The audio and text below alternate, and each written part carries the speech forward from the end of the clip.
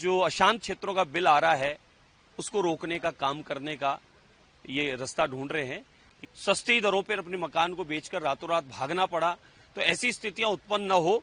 बहुसंख्य समाज जहां रहेगा वहां शांति बनी रहेगी। हमारे क्षेत्रों में पलायन हो रहा है, उस पलायन को रोकने के लिए कोई कड़क कानून नियम की आवश्यकता है।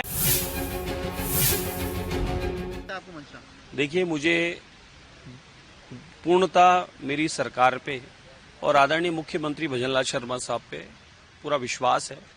जो कहा है वो किया है। खेजड़ी की संबंधित जितनों भी जो जहां से आंदोलन चले या खेजड़ी को लेकर जो चर्चाएं आई या खेजड़ी को लेकर जो किसी प्रकार से आंदोलन किए गए, वो सभी संगठन आके आदरणीय मुख्यमंत्री महोदय का अभिनंदन कर गए, धन्यवाद दे गए। क्योंकि खेजड़ी के लिए मुख्यमंत्री महोदय ने स्पष्ट कर दिया है कि खेजड़ी हमारा राज्य धरोहर के रूप में माने, कि राज्य वृक्ष के रूप में माने, कि खेजड़ी को हम किसी भी रूप में कटने नहीं देंगे। और खेजड़ी लगाने के लिए ज्यादा से ज्यादा खेजड़ी के वृक्ष हो, उसके लिए एक अभियान चलाया जाएगा। पायलट प्रोजेक्ट के द्वारा खेजड़ी को अधिक से अधिक लगाने का काम किया जाएगा। मुख्यमंत्री महोदय ने मंशा अपनी रख दी और उसके लिए काम शुरू हो गया।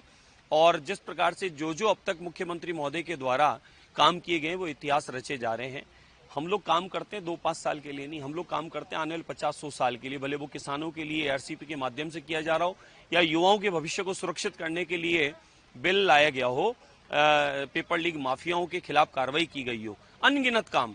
ये खेजड़ी का बहाना है और जो अशांत क्षेत्रों का बिल आ रहा है उसको रोकने का काम करने का ये रास्ता ढूंढ रहे हैं। लेकिन आप निश्चिंत रहें, अशांत क्षेत्रों के लिए बिल आ रहा है वो ऐतिहासिक है, उसकी आवश्यकता थी और पूरे राजस्थान में इसकी मांग हो रही थी। राजस्थान के मुख्यमंत्री महोदय ने स्वयं ने इस बात की मॉनिटरिंग की। जहां आवश्यकता लगी उसको देखते हुए अशांत क्षेत्रों के लिए बिल आने का हम लोग स्वागत करते हैं, अभिनंदन करते हैं, धन्यवाद देते हैं।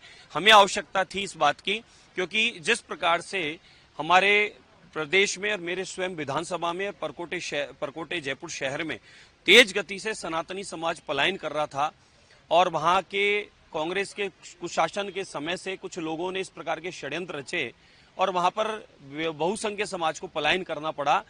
सस्ती दरों पर अपने मकान को बेचकर रातों रात भागना पड़ा, तो ऐसी स्थितियां उत्पन्न न हो।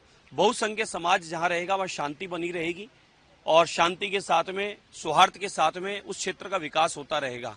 इसलिए अशांत क्षेत्रों का जो बिल आ रहा है बहुत ही उपयोगी है। मैं अपनी ओर से बहुत धन्यवाद देता हूं मुख्यमंत्री महोदय को, पूरे कैबिनेट को, और इसकी आवश्यकता थी और मैंने स्वयं ने इसके लिए कई बार मांग की है। सरकार चुनने से पहले भी मांग की है, सरकार आने के बाद भी मैंने अपनी बात रखी है, सदन में भी मैंने अपनी बात रखी है कि हमारे क्षेत्रों में पलायन हो रहा है, उस पलायन को रोकने के लिए कोई कड़क कानून नियम की आवश्यकता है और वह कानून आज बन रहा है और बनकर आज पारित हो रहा है। मैं बहुत प्रसन्न हूं और धन्यवाद देता हूं मेरी विधानसभा होमेल की ओर से, राजस्थान की देवतुल्य जनता की ओर से, कि आप जो बिल ला रहे हैं ये राजस्थान के बहुत उपयोगी बिल है। इसकी आवश्यकता आज के समय में थी। स्वामी जी, एक और मेरा सवाल था। मुस्लिम समाज के विभिन्न संगठन आज विरोध प्रदर्शन कर रहे हैं। ईरान इजराइल के बीच में जो युद्ध चल रहा है, ईरान में जिस प्रकार मौत हो रही है, लगातार बच्चों की मौत हुई है इस हमले के कारण, किस तरह देखते हैं कि हमला वहां पर? जिस समय कश्मीर में दुर्घटना घटी, जिस समय उरी की दुर्घटना हुई, जिस समय कश्मीर में धर्म पूछकर मारा गया, जिस समय बांग्लादेश में सनातनियों पर आक्रमण हुए, मंदिरों को तोड़ा गया, खंडित किया गया और सनातनियों को जिंदा जलाया गया, जिस समय पाकिस्तान में अल्पसंख्यक समाज के रूप में हिंदू समाज जो रह रहा है उन पर अत्याचार होते हैं, उस समय कोई धरना प्रदर्शन क्यों नहीं करता? ये चिंता का विषय है।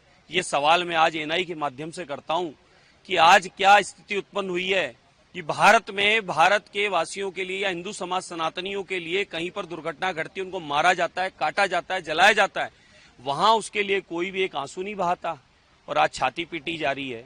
आश्चर्य की बात है, इस सवाल में ही आंसर छुपा है। अब इसको हम सबको मिलकर समझने की आवश्यकता है कि देश में रहकर और देश के लोगों के लिए कहीं मन में पीड़ा नहीं है या सनातनियों के लिए पीड़ा नहीं है, लेकिन एक बाहर गांव दूर रहने वाले व्यक्ति के लिए जिसका इतिहास पूरी दुनिया को पता है, उसके लिए पीड़ा यहां हो रही है। ये चिंता का विषय है।